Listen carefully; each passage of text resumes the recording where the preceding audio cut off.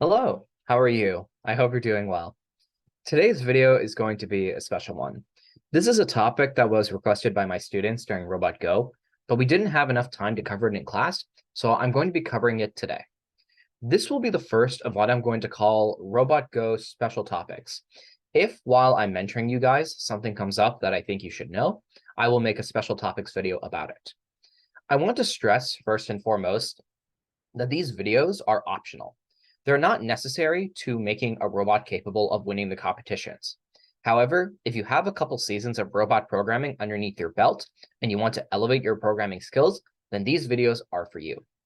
In today's video, we are going to learn about a cool feature of Java to make writing our robot code a lot easier: object-oriented programming. Now, there are two main elements of object-oriented programming that we are going to focus on today: classes and objects. So basically, Java is a type of object-oriented programming language. Essentially, what that means is that everything in Java is associated with these classes and these objects. So you're probably asking, well, what are classes and objects? So why don't we get started with objects? An easy way to understand what an object is to look at a real-life example of an object, such as a car, like this one pictured here on the right. A car has some unique characteristics that make it a car, such as its weight, its make, so in our case that would be Hyundai, its model, this is an Elantra, and other things such as the number of doors, the number of wheels, etc. We call these characteristics of the object in Java, we call them attributes. So that's the first thing about objects, the attributes. Now, a car also has things that it can do. It can drive, it can brake, it can honk. These are things that the object can do. In Java, we call these methods or functions. So that is basically the key thing of an object. In Java, an object has attributes, which are characteristics of it, and it has methods, or things that the object can do.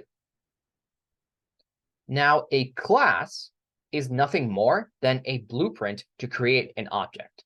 So for example, going back to the car, the class would kind of be like the factory that makes the car.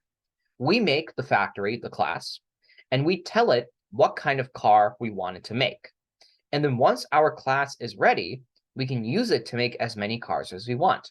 So for example, here on the left, we have our car blueprint, which is essentially our class. And we tell the factory, okay, we want you to make a car that has 4 wheels, 4 doors. Remember, these are the attributes, the wheels and the doors. And then we also tell the factory that we want the car to be able to drive, honk, and brake, for example.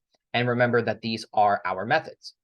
Once the factory has this blueprint, it can use the blueprint to make as many cars for us as we want. So remember that the car is an example of an object, and the factory is an example of the class. We use the class to create the objects. The objects have certain properties, attributes, and they can do certain things called methods. Now we are going to use objects and classes to make our robot code better. And the main idea is this: rather than writing all of our code in a single file, we're instead going to break up the different parts of the robot into different files, aka our classes. We could then use these classes to make writing our code easier.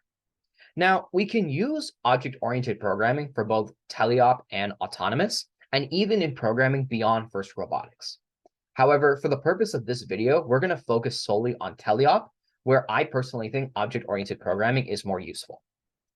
And I'm also going to stress that object-oriented programming is an essential skill to know for anybody who wants to consider programming as like a career or who wants to get better at programming. Object-oriented programming is one of the most important things that you should know. So what I'm going to do now is we're going to transition over to looking at some code. And what I want to show you guys first is this file right here, robot teleop POV linear.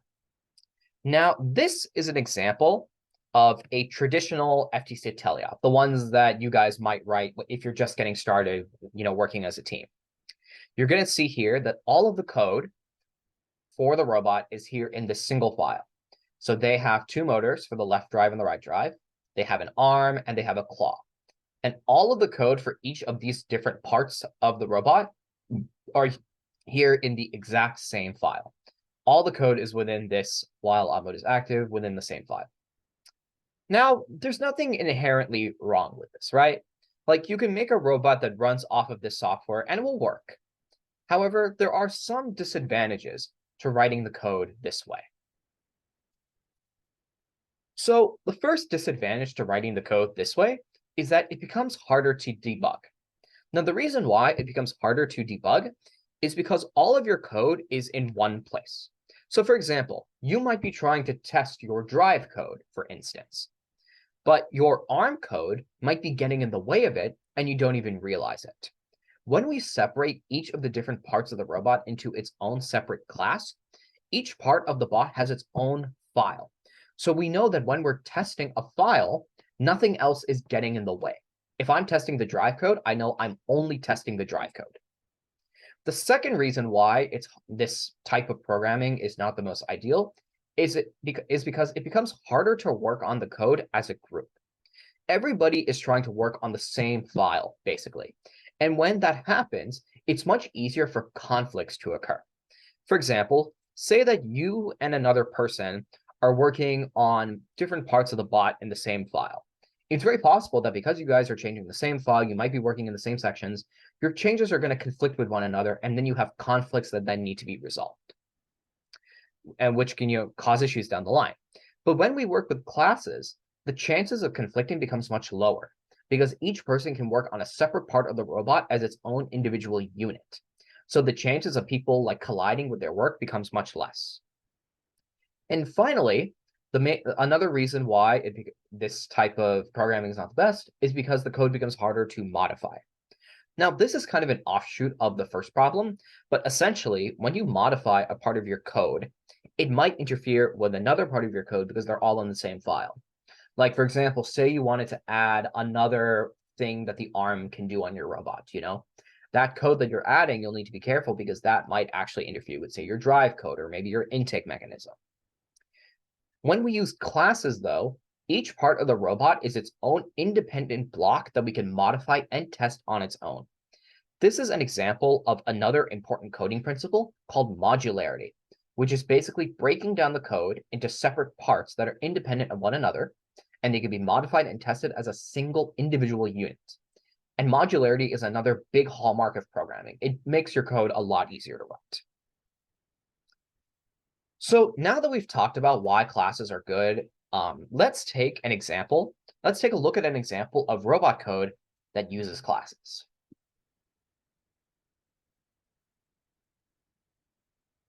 So this code right here, these 4 files, are in the RobotGo 2023 repository under the Object-Oriented Programming Example branch.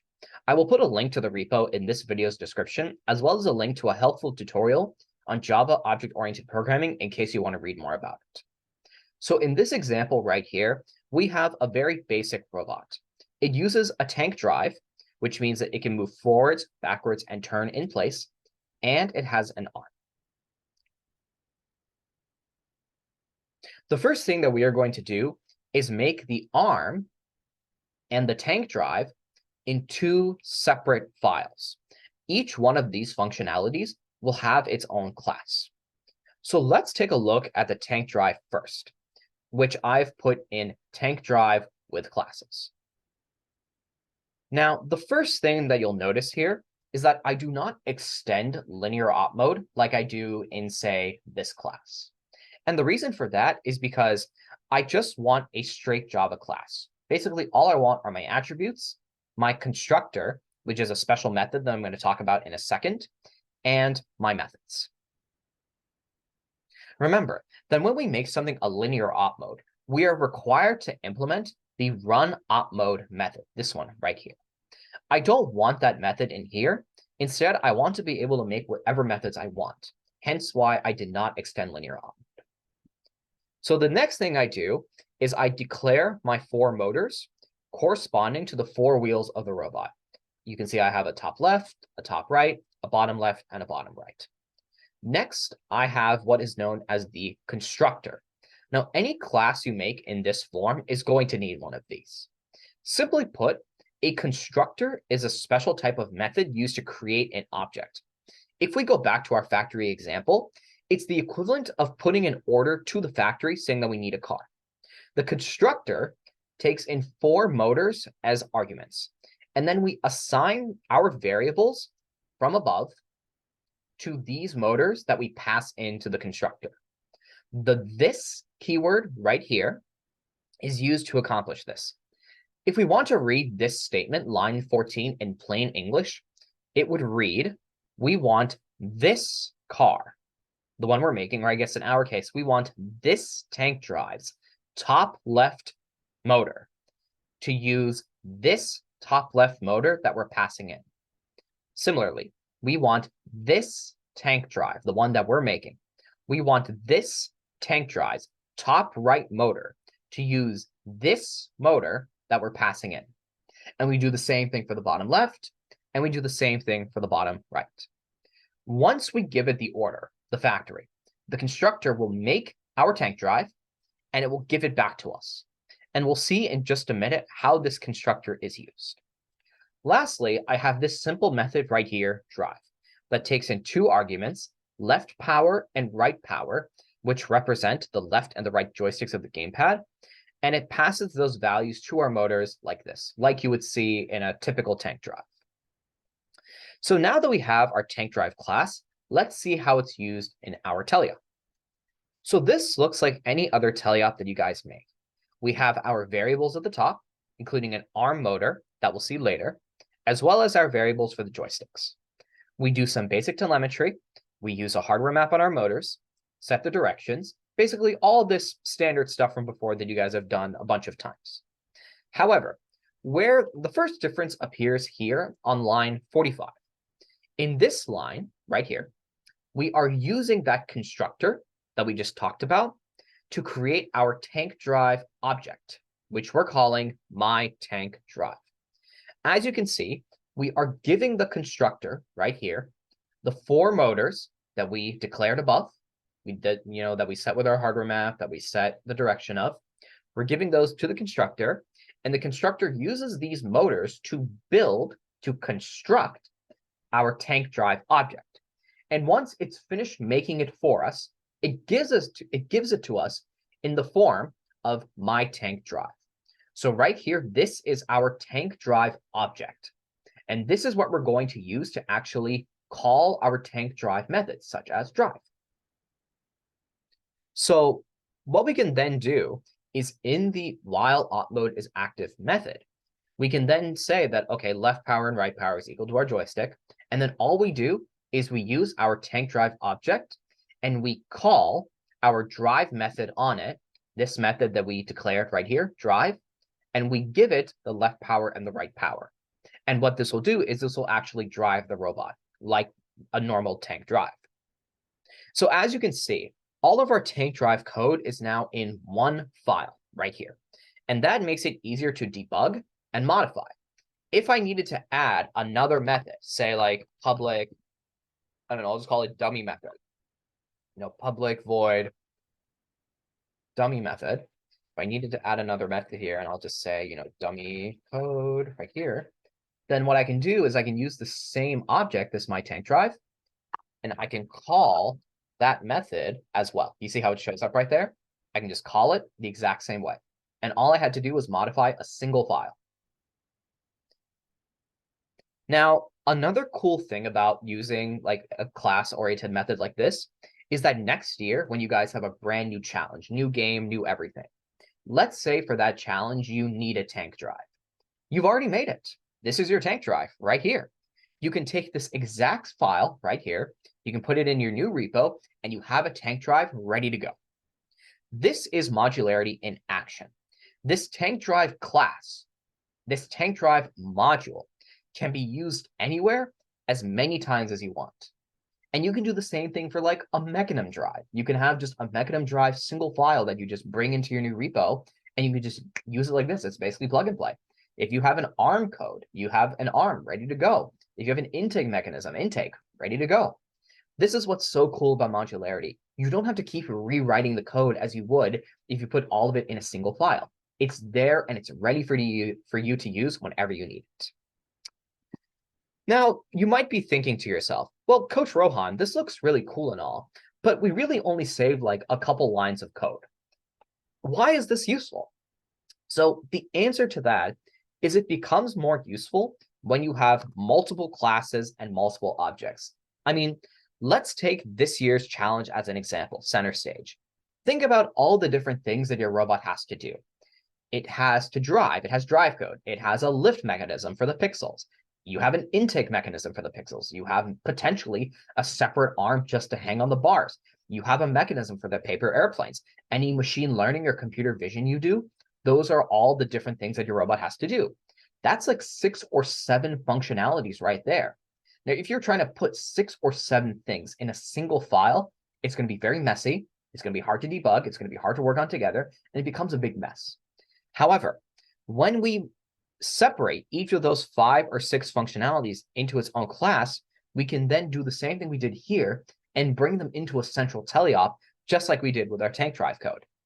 And I've already showcased this, an example of that here. Remember that ARM I was talking about? Well, this ARM is basically just another class, which I have right here. So I have all the same things as before in my tank drive class. I have this ARM motor here, which is an attribute. I have this method right here, which basically says like we want this ARM motor that we're making to go with the argument right here, just like it's a constructor, just like before. And we have some methods right here. I have an example method that raises the arm and another method that lowers the arm. And just like before, what I can do is I can use my constructor to make an ARM object called myArm, and then I can call those 2 methods, raise arm and lower arm, using my object just like before. And I can even link them to the gamepad. So for example, if I press the A button, I raise the arm.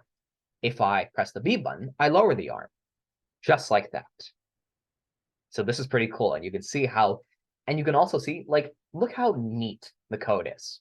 There's not like a lot of code everywhere. It's very, very simple and easy to read. And it's also much easier to explain to the judges too. And even if you can talk about classes and whatnot, that's a really cool thing to be able to say that you know how to do. So this has been a brief introduction to using object-oriented programming to making your code easier to write and test. As a reminder, the link to the code is going to be in the description of this video, as well as a tutorial to object-oriented programming that I think is quite good. Thank you so much for watching. Leave a like, comment, or subscribe if you want to see more robot videos, and have a nice day. Goodbye.